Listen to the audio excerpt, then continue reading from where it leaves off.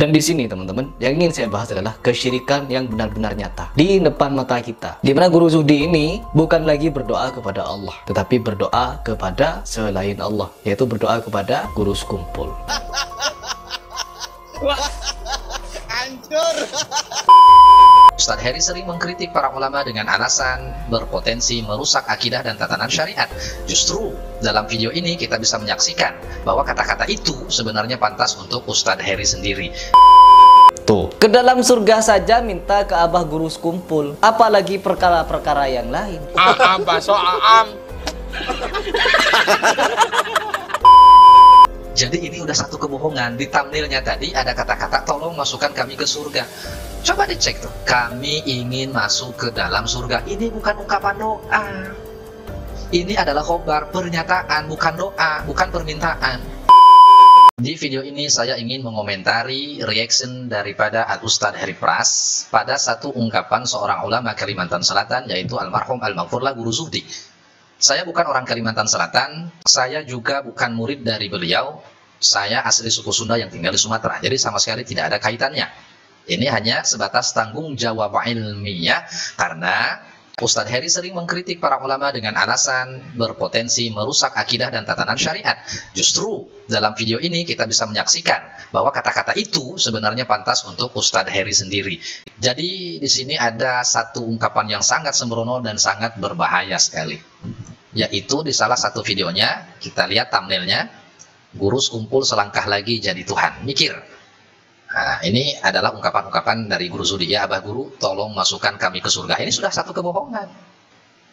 Gitu, nggak ada. Gitu. Ini sudah kebohongan, Ustadz Heri. Ya, coba kita cek nanti seperti apa ungkapan Guru Zuhdi almarhum Al-Maghfurlah ini. Oke, kita langsung cek aja videonya seperti apa ya. Dan di sini teman-teman, yang ingin saya bahas adalah kesyirikan yang benar-benar nyata di depan mata kita. Di mana Guru Zuhdi ini bukan lagi berdoa kepada Allah, tetapi berdoa kepada selain Allah, yaitu berdoa kepada guru sekumpul. Jadi Ustadz Heri Pras menyimpulkan Guru Zuhdi ini berdoa kepada guru sekumpul, tidak berdoa kepada Allah. Dan Ustadz Heri Pras menganggap bahwa ungkapan daripada Guru Zuhdi ini mengandung unsur kesyirikan, sehingga orang yang mengatakannya itu berarti orang yang musyrik. Sebelum saya lanjutkan, saya ingin mengingatkan salah satu hadis riwayat Imam Al-Bukhari. Ayyuma rajulin qala li akhihil muslim ya kafir faqad ba'a biha ahaduhuma. Barang siapa orang yang memanggil hai kafir kepada sesama muslim, maka tuduhan itu akan kembali kepada salah satunya. Jadi bisa jadi yang dituduh itu kafir atau musyrik, atau justru malah kata kafir dan musyrik itu berbalik kepada kita. Ya. Hadis ini sahih riwayat Imam Al-Bukhari. Bahkan Imam Ibnu Hajar Al-Asqalani mengomentari hadis ini di dalam kitabnya Fathul Bari. Walhasil anna man akfaral muslima nadhar. Kesimpulannya, orang yang menuduh seseorang itu kafir, maka harus diteliti.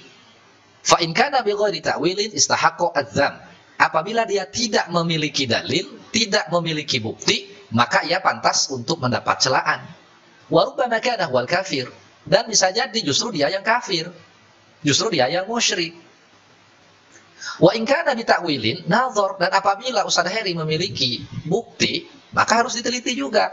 In kana ghairu sa'igin istahaqqu adzam aidan. Apabila buktinya tidak kuat, apalagi hanya sekedar praduga dan hasil pemikiran sendiri yang tidak didasari oleh ilmu, maka itu pun pantas mendapatkan celaan.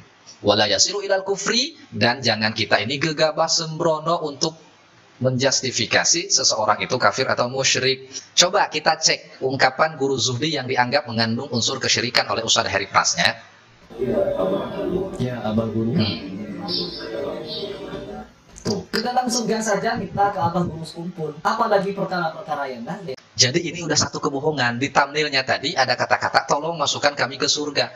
Coba dicek tuh, kami ingin masuk ke dalam surga. Ini bukan ungkapan doa. Ini adalah khobar, pernyataan, bukan doa, bukan permintaan. Kalau permintaan, redaksinya seperti ini, Ustadz Heri. Ya abah guru sekumpul, tolong masukkan kami ke dalam surga. Itu baru namanya doa. Ini khobar, ungkapan, pernyataan. Kami ingin masuk ke dalam surga. Menyampaikan keinginan. Kami ingin masuk ke dalam surga. Gak ada doa di situ. Dan walaupun kalau ada orang yang berdoa kepada selain Allah, itu tidak musyrik selama dia tidak meyakini bahwa orang yang dia minta itu memiliki taksir, itu memiliki kekuatan an-nafi' ad-daru, bisa memberi manfaat, bisa memberi mudarat. Hal ini bisa Ustaz Heri cek di dalam salah satu kitab, yaitu di dalam kitab Durarus Saniyah, halaman 32, karya Al-Imam Zaini Dahlan.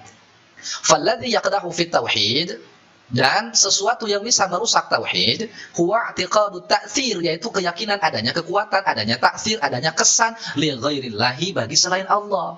Aw i'tiqadul uluhiyah wasdihqaqil ibadati li ghairillah, atau meyakini adanya sifat ketuhanan pada seseorang dan juga menetapkan bolehnya menyembah kepada selain Allah. Wa amma mujarradun nida, adapun hanya sekedar memanggil, min ghairi tiaqadi syai'in min dzalik, dengan tidak meyakini hal yang tadi, tidak meyakini bahwa yang kita panggil adalah Tuhan, tidak meyakini yang kita panggil itu bisa memberikan manfaat dan mudarat, fala darara fih, maka tidak apa-apa. Wong kita juga sering minta kok. Kalau memang sekedar minta itu bisa musyrik, maka kita sering minta kepada teman, kepada kawan, kepada manusia.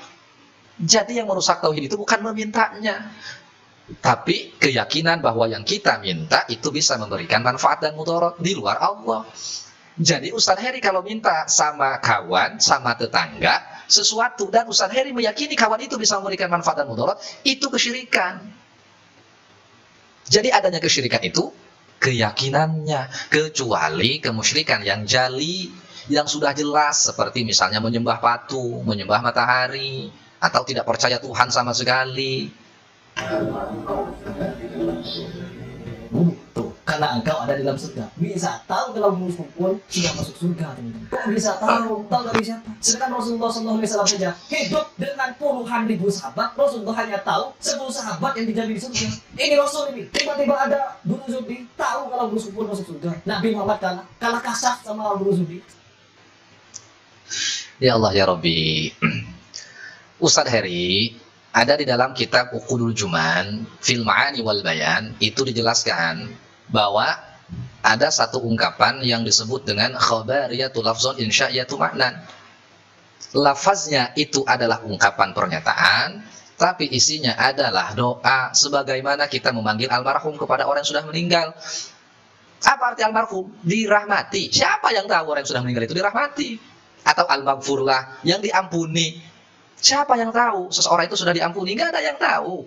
Betul, apa yang sering disampaikan oleh Ustaz Heri itu betul. Tidak ada yang tahu makom seseorang itu tinggi atau rendah derajatnya di hadapan Allah. Tapi kita punya konsep, kita punya prinsip. Nahkumu bidzawahir wala nahkumu bisarair. Kita ini punya mata, punya otak, punya akal. Kita hanya bisa menghakimi, menilai seseorang dari zahirnya saja. Kita tidak bisa menghakimi secara batin.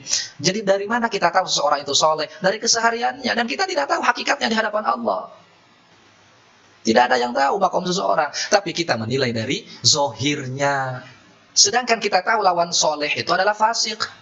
Sekarang saya tantang Ustaz Heri Pras berani bilang Guru Zuhdi atau Abah Guru Sekumpul itu orang fasik. Orang fasik itu lawan orang soleh. Orang soleh itu yang selalu berbuat baik, berbuat amal kebaikan. Kalaupun mereka punya kesalahan, itu menunjukkan mereka bukan nabi. Ya. Berani nggak Ustaz Heri bilang bahwa mereka fasik? Apa itu fasik? Fasik itu orang yang mendawamkan, yang membiasakan dosa kecil atau melakukan dosa besar. Jadi hati-hatilah Ustaz Heri ketika kita mengomentari para ulama yang sudah wafat pada khususnya. Ya, mudah-mudahan nasihat saya kemarin itu diterima dengan baiknya. Oke, kita lanjut. Rasulullah apa? Semua hamparan di dunia ini adalah milik Allah. Sangat wajar Ustaz Heri apabila banyak masyarakat yang menganggap bahwa Ustaz Heri ini Salafi Wahabi. Paling tidak ada dua hal yang mengindikasi orang menduga bahwa Ustaz Heri ini adalah Salafi Wahabi. Yang pertama, karena memang ciri khas Salafi Wahabi itu sangat mudah sekali mengkafirkan, sangat mudah untuk memusyrikan, dan sangat ringan lidah untuk membid'ahkan amalan orang lain. Yang kedua, kita cek barusan di video tadi, beliau mengutip satu hadis. Hadis ini disahihkan oleh Syekh Nasiruddin Albani. Perlu saya sampaikan, Ustaz Heri perlu tahu, Syekh Nasiruddin Albani bukanlah ahli hadis. Beliau tidak memiliki otoritas di dalam ilmu hadis menurut ulama di kalangan Ahlus Sunnah wal Jamaah. Dan Syekh Albani ini adalah tokoh besar Salafi Wahabi. Jadi wajar bila mereka, para netizen, menganggap bahwa Ustaz Heri Pras ini Salafi Wahabi. Jadi bukan tanpa alasan. Ya, kita lanjut. Kalian minta syafaat, bukan minta ke Allah kalian, malah minta ke Guru Sekumpul. Ajaran siapa? Minta tolong untuk dimasukkan ke surga. Nah ini kan kebohongan ya, padahal nggak ada loh minta tolong masukkan ke surga ya di video itu ya. Ya Allah ya Rabbi. Dan ini termasuk mimba bitawassul Ustaz Heri. Ya, kalau Ustaz Heri bukan Wahabi pasti tahulah bab tawasul, yaitu kita meminta kepada Allah dengan menyebut orang-orang yang saleh, menyebut para nabi, para aulia. Salah satunya ada di dalam kitab Bughyatul Mustarsyidin. Di situ dijelaskan, wa amma tawassul bil anbiya was sholihin fa wa amrun mahbubun sabitun fil ahadits as-sahihah. Dan adapun bertawasul, yaitu berdoa kepada Allah dengan menyebut bil anbiya'i, para nabi, was sholihin, dan orang-orang soleh, fa huwa amrun mahbubun sabitun, perkara yang dicintai, perkara yang baik, dan itu telah ditetapkan oleh hadis-hadis yang sahih. Bal sabata tawassulu bil a'mali shalihah, bahkan tawassul dengan amal soleh itu sudah sepakat para ulama boleh, padahal amal soleh itu adalah al-a'rad, sifat, fa bidzawati aula, maka bertawassul dengan zat itu lebih utama. Jadi itu namanya tawassul, Ustaz Heri, ya. Makanya coba belajar lagi lah biar nggak banyak keliru, karena khawatir gini ya Ustaz Heri, khawatir Ustaz Heri mengomentari para ulama tujuannya untuk memberantas khurafat lah, kemudian untuk membasmi hal-hal yang berbahaya untuk akidah. Justru Ustaz Heri yang dikhawatirkan akidahnya berbahaya gitu Ustaz Heri ya.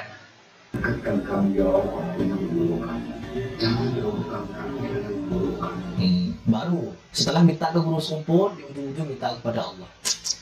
Allah nomor 2 ya.